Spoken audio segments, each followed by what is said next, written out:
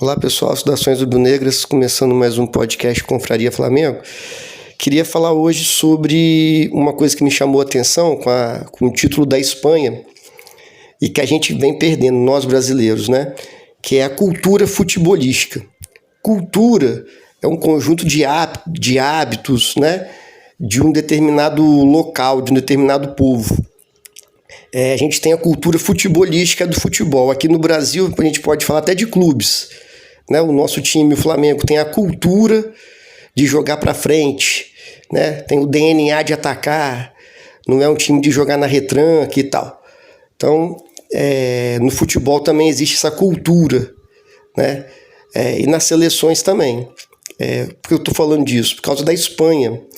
Em 2010, a Espanha ganha sua primeira Copa, com aquele timaço, que eu acho que o pessoal lembra, era o tic-tac, né? Toca, se movimenta e tudo mais. Começa lá no Barcelona do Pepe Guardiola, onde tinha muitos jogadores que foram campeões lá, o meio de campo, Iniesta, Xavi, como os principais representantes desse estilo de jogo, que no clube, a cultura futebolística da Espanha, essa cultura do toque de bola, do tic-tac, começa lá na academia do Barcelona, vai vindo, né? E eles conseguem ser campeões em 2010 com esse estilo de jogo. E esse estilo de jogo, então, passa a ser a forma que a Espanha joga. E em relação aos clubes lá, como eu disse, é o Barcelona que tenta jogar dessa forma. E eles foram campeões de 2010. Antes de 2010, a Espanha ia para a Copa, era sempre uma das promessas e nunca vingava. Eles não tinham esse estilo de jogo. A partir de 2010, eles são campeões com esse jogo deles, de toque de bola, de movimentação. Dificilmente dá uma goleada e tal, mas ganham os jogos. É o que eu costumo dizer que é a goleada de 1-0, né? O Flamengo do Felipe Luiz tinha muito disso também. A goleada de 1-0. É 1-0 que você não corre risco, que seu goleiro não faz defesa e tudo mais. Foram campeões assim em 2010 contra um bom time da Holanda. E continuaram jogando assim. Em 2014, aqui no Brasil, se não me engano, não passaram nem da primeira fase. 2018 também não foram bem. 2022 também não foram bem. E agora voltam a ser campeões do mundo em 2026, sempre jogando dessa mesma forma. Desde 2010, a cultura futebolística da Espanha passa a ser essa, né? E foram campeões agora, acho que de forma indiscutível. Toca a bola, controla o jogo, posse de bola, não arrisca muitos passes. E o goleiro deles, o goleiro da Espanha, o Unai Simón, na Copa toda fez 10 defesas. A Espanha tomou 1 gol na Copa. E ninguém fala que é um time defensivo, porque eles ficam com a bola, que é o famoso se defende com a bola, né? Então, o Unai Simón na Copa toda fez 10 defesas e tomou 1 gol. Só na final, o Dibu Martínez fez 11 defesas. Por aí mostra a disparidade, né? Mas voltando ao tema principal aqui, que é a cultura futebolística, eu peguei a Espanha como exemplo, que mesmo perdendo as Copas aí de 2010, né, foi campeão, e voltou a ser campeão 16 anos depois, perdeu as Copas aí no meio do caminho, algumas vezes nem passou da primeira fase, mas eles mantiveram a cultura deles, a forma de jogar. Essa forma de jogar deles vem desde 2010. Traçando um paralelo com o Brasil, a nossa cultura, a forma de jogar da seleção brasileira, desde que a gente se entende por gente, mas vamos pegar lá de 58, que é o primeiro título do Brasil, até 2002, que é o último título do Brasil, a forma de jogar a nossa cultura estava no campo, né? O nosso hábito, o jeito da gente jogar foi o futebol alegre, o futebol ofensivo, um futebol onde se tinha um meio-campista, um camisa 10, que desequilibrava os jogos, era capaz de fazer, né? A criatividade brasileira era um ponto forte também. A gente tinha jogadores criativos, inventivos, não era aquele jogo robótico como é quando da Europa, de alguns times, aquele jogo pragmático ali. A gente tinha a criatividade como uma das nossas principais ferramentas, né? Principais características. Nossa principal cultura futebolística era essa, a arte brasileira. O mundo todo queria ver a seleção brasileira jogar devido a esse nosso criatividade, talento, drible, ginga, aquele passe que ninguém esperava. E a gente sempre manteve esse estilo de jogo, né? Ganhou 58, ganhou 62, aí depois foi ganhar em 70, depois só em 94. Mas nesse caminho aí sempre se jogou bem. Por exemplo, uma seleção brasileira que é marcada na história, que o mundo todo reverencia. Sempre que tem Copa, ex-jogadores mais antigos falam da Copa, falam da seleção de 82. Um exemplo desse ano aí da Copa foi o Roberto Baggio, que ele assistia aos jogos do Zico e sabia escalar a seleção brasileira de 82 todinha.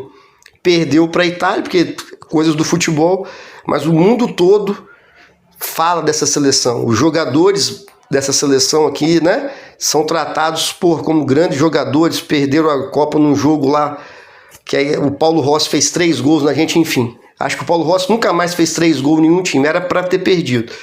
Mas tinha o nosso DNA ali, tinha o jeito brasileiro de jogar, né? 2002, mesma coisa, até 2006, que tinha o quadrado mágico lá, que a gente esperava muito, mas perdeu também de novo para a França, lá, o gol do Thierry Henry. Enfim, 98 perdeu para a França, mas era um timaço também, jogadores criativos, habilidosos, um dos melhores do mundo. A gente sempre tinha ali os principais jogadores do mundo, jogando nos principais times do mundo. E isso foi se perdendo. A gente se perdeu aí no caminho. Entendeu? Para mim, a principal causa dessa perda de identidade, a gente não tem mais a nossa... Qual é a identidade hoje da seleção brasileira? Sabe? É um treinador italiano, isso aí para mim não tem nada a ver de onde o cara nasceu. É a globalização, né? O Jorge Jesus, por exemplo, é um técnico português que, na minha opinião, nasceu para ser técnico do Flamengo. Tem tudo a ver com a gente. E seria um bom nome para a seleção brasileira. A ideia, o que o Jorge Jesus pensa de futebol casou perfeitamente com o DNA rubro-negro. E ele entendeu isso. Aí a seleção brasileira traz um técnico que é incontestavelmente, né, campeão, os números mostram, campeão de Champions League, campeão italiano, campeão de tudo onde ele passou. Porém, a forma desse técnico jogar, a forma do Ancelotti jogar, não tem nada a ver com a gente, nada. O Ancelotti foi campeão aí, acho que há 2 ou 3 anos no Real Madrid da Champions League, Vinícius Júnior sendo decisivo. Um timaço na mão. Ele jogava esperando o adversário. Os times do Ancelotti nunca fizeram questão de ter a bola, de propor o jogo, de ter um meio de campo criativo, né? De ter um time bom, sempre teve, né? Bons jogadores nas mãos, e ele consegue formar bons times, mas uns times, vamos dizer, entre aspas, europeu. Forma de jogar europeu, esperando, sem correr risco. Não é um time que propõe o jogo. Então, na minha visão, esse técnico do Brasil, o Ancelotti, não tem nada a ver com a gente. E não é porque ele é italiano, não. Eu acabei de dar o exemplo do Jorge Jesus, que é português. Tem, por exemplo, o Pepe Guardiola. A forma de entender, de pensar futebol combina com a gente. Tá? Não estou falando questão do cara ser italiano, não. Falando que a ideia, o que o Ancelotti, a carreira toda como técnico, mostrou no seu time, não combina com a gente. Então a gente perdeu a nossa identidade. Se você tirar o uniforme da Espanha, certo? E você vai falar, pô, esse time aí tá jogando parecido com a Espanha. Toque de bola, posse, perde-pressiona, muito bem feito. Desde 2010 que eles jogam assim. Mesma coisa é a França, né? Perdeu para a Espanha e tal, mas Se você tirar o uniforme da França, você vai ver a forma de jogar. É um time mais vertical, com excelentes jogadores habilidosos, procura jogada individual, triangulações, então tem essa característica de algum tempo já. E o Brasil se perdeu. A gente, na minha opinião também, o fato da gente vender os nossos jogadores muito cedo para a Europa, os caras são criados para jogar o modelo europeu, que é o ponta que corta para dentro, futebol inglês principalmente aí. Não tem um camisa 10, que a seleção brasileira sempre teve o camisa 10, o meia armador, o meia criativo, o ponta de lança. Pode falar aí, até 2006, até quando o Ronaldinho, a última Copa do Ronaldinho Gaúcho tinha. Antes era o Zico, antes era o Pelé, o maior de todos, né? Camisa 10 do Brasil, Pelé. Indiscutível. Aí depois foi tendo grandes jogadores. Cada clube brasileiro, até o início da década de 90, tinha um camisa 10 bom. A maioria dos principais clubes brasileiros tinha um camisa 10 bom. Já falei isso aqui, vou repetir. Quem é mais antigo vai lembrar. Djalminha e Alex, 2 camisas 10. Nunca foram para uma Copa do Mundo. 2 craques. Nunca foram para uma Copa do Mundo. Porque tinha outros jogadores. Então, assim, hoje, das últimas Copas para cá, de 2010 para cá, a gente se perdeu totalmente. Tivemos Dunga como técnico, sabe? Depois aquela humilhação do 7-1 com o Filipão. Ah, mas o Filipão foi campeão em 2002. Foi campeão em 2002 porque nós não precisamos. Lógico que a tática é importante e tudo mais, mas nós fomos campeões que o time era bom, toda posição tinha um bom jogador. E nós tínhamos 3 bolas de ouro. Rivaldo, Ronaldinho Gaúcho e Ronaldo Fenômeno. Aí tinha Roberto Carlos, Cafu, o Lúcio, Roque Júnior de zagueiro, meio de campo bom. Então, os caras decidiram. E em 2014, quando já não se tinha nenhum desses jogadores mais, e que se precisava de algo mais na tática, foi aquele vexame. Aí foi se perdendo, sabe? Eu acho que o 7-1 fez muito mal pra gente, e continua fazendo. O 7-1 não terminou lá no Mineirão, não. Continuou. Que a gente se perdeu totalmente. Como eu estava falando, se você tirar o uniforme da Espanha, você consegue identificar a França. O Brasil, antigamente, você fala, não, esses caras, isso é o time do Brasil, a forma de jogar. Hoje em dia, se você tirar o uniforme do Brasil, você vai falar que é bande peré, maluco, ruim pra cacete. Cadê o futebol brasileiro? Cadê o nosso camisa 10? Entendeu? Então vai pra Europa, principalmente pro futebol inglês. Aí os caras jogam de ponta com o pé, né, trocado para cortar para o meio e bater pro gol. O futebol brasileiro teve pontas. O maior de todos os pontas da história, Garrincha. Mas era um cara que desequilibrava, assim, ganhava. Em 62, que o Pelé machuca no início, o Garrincha ganha a Copa, é o destaque. Ponta direita, o maior da história. Infelizmente a gente esquece do Garrincha, né? Mas tem que ser reverenciado sempre. Agora a gente tem, em 2002, tinha ponta naquele time? Não tinha. Tô dando um exemplo assim, em 2006, que era outro time bom, não tinha um ponta, tinha um ou outro jogador ali que fazia. Agora aqui no Brasil, entendeu? A gente vende, o Estevão, por exemplo, do Palmeiras, era camisa 10 na base. Aí vai para o time profissional, empresário, o clube não vai jogar de ponta para atender o mercado europeu. Aí com 18 anos os moleques vão embora, são vendidos com 17, mas só pode ir embora com 18. Vai embora, aí perde a forma de jogar nossa aqui. Isso é importante. Então a gente se perdeu. O Brasil não cria, a gente criava. Tinha aqui no Brasil aos montes camisa 10 e camisa 9. Nós fomos para uma Copa do Mundo que o meio de campo, que começou jogando e que jogou mais, Casimiro, volante. Bruno Guimarães, volante. Né? Um meia direita, número 8. Quem é mais antigo entende o que eu estou querendo dizer. E o Paquetá, que não é um camisa 10 clássico. Olha que absurdo. Centroavante, camisa 9, que nós tivemos por um monte. Até quando não ganhou Copa tinha. Camisa 9 era nosso. Aí até 2006, que é também a última do Ronaldo Fenômeno. 2010, Luiz Fabiano, bonde, horroroso. Depois foi Fred, o Cone. Depois foi aquele Gabriel Jesus, marcador de lateral, não fez um gol na Copa. Depois foi Richarlison, olha que decadência. Enquanto isso, principalmente Espanha e França surgindo um jogador aos montes, com a característica deles lá, com o DNA deles. A própria Inglaterra surgindo um jogador aí também habilidoso, Bellingham, esse Gordon, Harry Kane, o Saka. Tô falando só do meio para frente. E a gente ficou parado no tempo, tentando jogar igual europeu. A seleção brasileira vai para a Copa de 2026 com 3 volantes no meio de campo. O Paquetá um pouco mais criativo, mas também não é o camisa 10 que eu estou falando, muito menos o Bruno Guimarães. O centroavante do primeiro jogo do Brasil na Copa é Igor Thiago. Aí depois coloca o Matheus Cunha, que até fez alguns gols na Copa, mas não é um centroavante de ofício.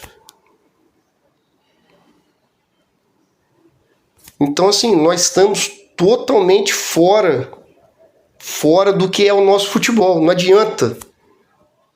A gente é o que a gente é. Não adianta a gente querer imitar outra pessoa. Tô falando isso até da gente mesmo, nós mesmos. A gente tem, cada um de nós tem a nossa essência. A gente é o que a gente é, no que a gente acredita, do que a gente recebeu de criação dos nossos pais, e assim vai. Então o Brasil perdeu isso. O que a gente começou lá atrás, né? O Brasil é o único time que participou de todas as Copas, sempre com esse futebol que encantava o mundo, mesmo quando perdia, mas o mundo parava para ver a gente, que era o futebol bonito, criativo, habilidoso. Aí parece que nós estamos querendo jogar igual o campeonato inglês, igual a Premier League. Se você for assistir a Premier League, não tem um time assim que tem um 10 clássico lá, é aquele jogo rápido. É o estilo deles lá, da Premier League lá. Aí nós estamos querendo imitar isso. Traz um técnico, como eu já disse, totalmente fora do que é o futebol brasileiro, a ideia do futebol brasileiro. Aí nós estamos aí passando vergonha mais uma Copa, eliminado pela Noruega. E se a gente for analisar sem o coração, a Noruega sempre foi favorita em relação a gente. A Noruega tem um 10, Odegaard, e tem um dos melhores 9 do mundo, Haaland. E a gente tem Igor Thiago e Bruno Guimarães, não tem um 10 ali. Tem o Igor Thiago, tem o Matheus Cunha, tem o Endrick, protótipo de jogador ainda, assim.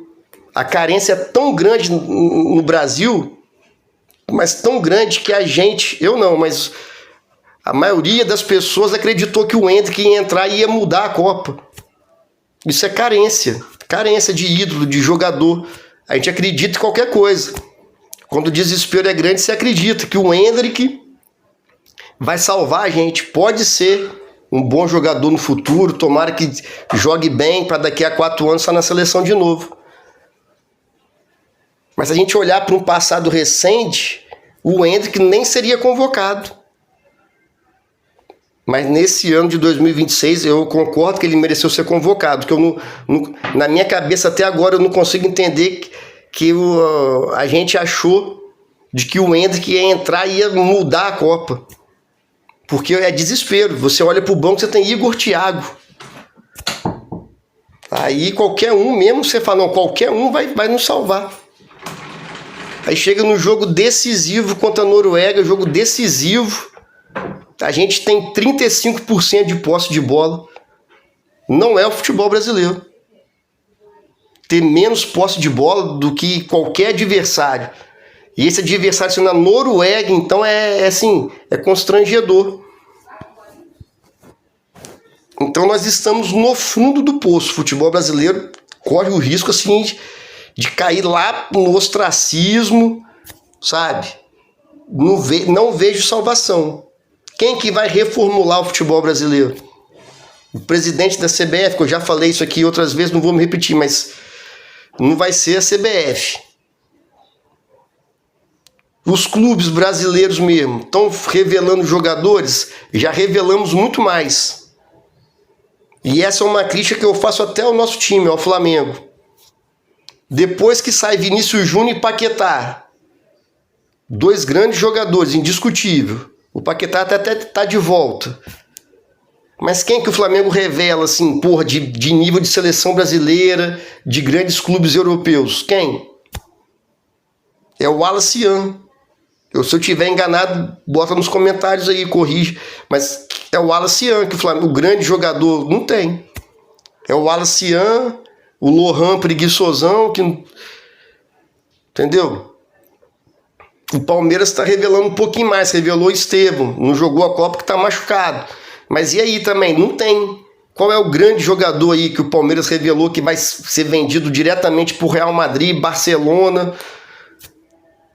algum time de primeira prateleira da Premier League? É o que eu falo. Até 2006, os nossos jogadores eram destaque nos principais times do mundo.